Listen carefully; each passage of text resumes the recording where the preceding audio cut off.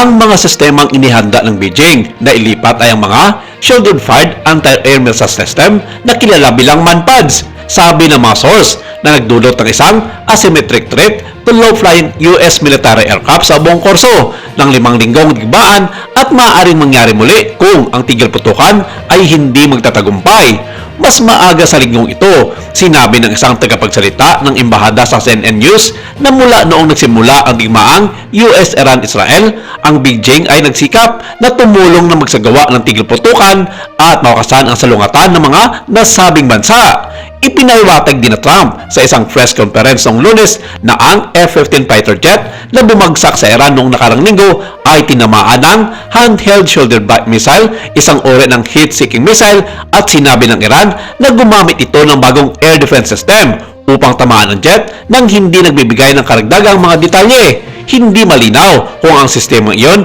ay gawa mismo ng China.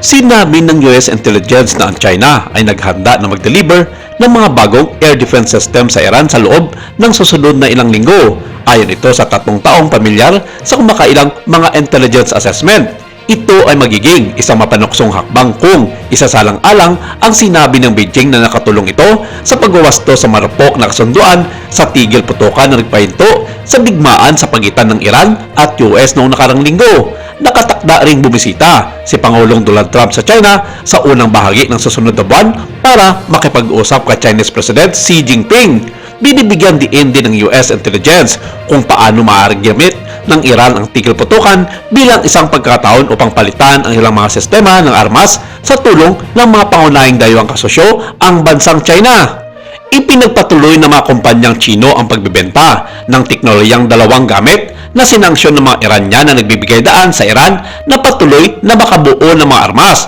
at mapahusay ang mga sistema ng mga nabigasyon nito, sabi ng mga source. Ngunit ang direktang paglilipat ng mga sistema ng armas ng Chinese government ay magmamarka ng bagong antas ng tulong nito sa Iran. Inaasang makipagpulong si Trump kay Xi sa susunod na buwan sa Beijing at sinabi ng White House noong Miyerkules na naganap ang mataas na antas ng mga pag-uusap sa pagitan ng US at China habang ang mga negosasyon sa tigil putukan ng Iran ay nag-umpisa ng mas maaga ngayong linggo.